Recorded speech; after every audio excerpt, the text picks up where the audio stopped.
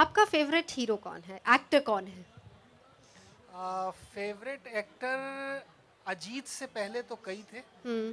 फिर अजीत के नशे ने जब जकड़ा तो मुझे अजीत से ज़्यादा स्टाइलिश अब कोई लगता और नहीं। मैं आप सब लोगों को बताऊं कि इकबाल जी के साथ मैंने भी काम किया है। सारा शहर जिनको लॉयन के नाम से जानता था, हमारा न्यूज़ रूम भी इनको लॉयन के नाम से ही जानता था। और इकबाल जी के साथ ऐसा होता था कि इकबाल जी नहीं है न्यूज़ रूम में तो हमारा न्यूज़ रूम नहीं लगता था। और दूसरी बात यह है कि इनसे जब बात कीजिए ना, कुछ भी इकबाल जी पैकेज हो गया तो वो अजीत स्टाइल में ही हमको जवाब मिलता था। आज भी एक वो स्टाइल से ही आप शुरुआत कीजिए, तो और एक किस्सा सुनाइए ज़रा उनका। दरअसल अजीत साहब की ज़िंदगी के मतलब दो जन्म रहे। एक बार तो जब वो आए, स्ट्रगल करा और हीरो बने, और 50 से ज़्यादा फिल्मों में एज अ हीरो उन्होंने काम करा। एक दो जगह नोटिस में आए तो आए, अदरवाइज नोटिस में नहीं आए। फिर उसके बाद वो कैरेक्टर आर्टिस्ट बने, विलन बने। और जब जंजीर आई तब दुनिया वालों को लगा कि यार ये तो बिल्कुल अजीब सा एक विलन मिला है, बहुत शरीफ सा लगता है, धीमी आवाज में बात विलेन करता और है। शरीफ। शरीफ विलन सही बात है।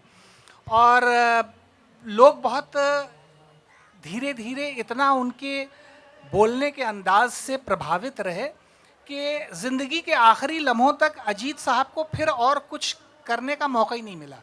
वो बहुत चाहते थे कि मुझे कुछ तो डिफरेंट दे दो, लेकिन आदमी उनसे वही जंजीर वाला तेजा या कालीचरण वाला लॉयन वही उनसे कहलवाना चाहता था, और ज़िंदगी भर वो यही कहते रहे। मेरे लिए आज भी बड़ी एक हैरत की बात है, अजीत साहब जैसा एक्टर, विलन बहुत से हुए।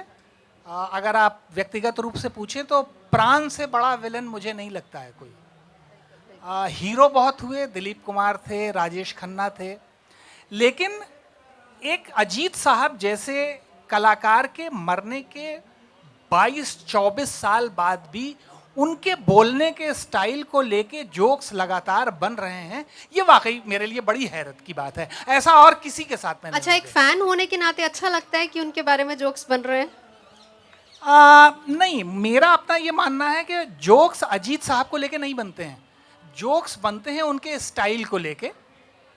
जैसे वो कालीचरण में कहते हैं एक्वेरियम गिर जाता है और मछलियाँ तड़प रही हैं, और फिर वो शत्रुघ्न सिन्हा से बहुत इत्मीनान से कहते हैं पानी के बिना मछलियाँ कैसे तड़प रही हैं। अब ये जो स्टाइल होता है, ये जब आपके दिमाग में उनका अंदाज बैठता है तब आपको लगता है कि ये बिल्कुल ही डिफरेंट है।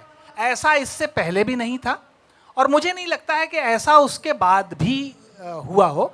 तो मुझे ये बुरा बिल्कुल नहीं लगता है कि उनको लेके जोक्स बनाए जाते हैं, क्योंकि वो अजीत साहब को लेके जोक्स नहीं बनते हैं, वो उनके स्टाइल को लेके जोक्स बनते हैं। और हैरत की बात यह है कि मरने के 25 साल बाद भी मौजूदा दौर में, जब अजीत साहब थे तब बड़ी बड़ी बिल्डिंगें और ईएमआई और किस्तों पे घर लेने वाला मसला नहीं चल रहा था। लेकिन अभी मैंने कोई 2 साल पहले सुना कि लॉयन बैठा हुआ है और वो रॉबर्ट से कह रहा है कि रॉबर्ट, इसे किस्तों पे एक मकान दिलवा दो। रॉबर्ट कहता है कि क्यों बॉस? बेवकूफ़, मकान मिलने की उम्मीद इसे मरने नहीं देगी और किस्तों का बोझ इसे जीने नहीं देगा। क्या बात है, बहुत खूब, बहुत खूब। और ये सिलसिला जारी है। हाँ। बहुत से जोक मुझ तक नहीं आए हैं, नेट पे होंगे और वो होंगे, लेकिन ये सिलसिला जारी है। तो ये उनके एक आदमी के सिर्फ बोलने का अंदाज, हाँ। सिर्फ बोलने का अंदाज इतना लोकप्रिय होगा, ये मेरे लिए वाकई हैरत की बात है। और जो किताब लिखी उसके पीछे वजह भी यही थी।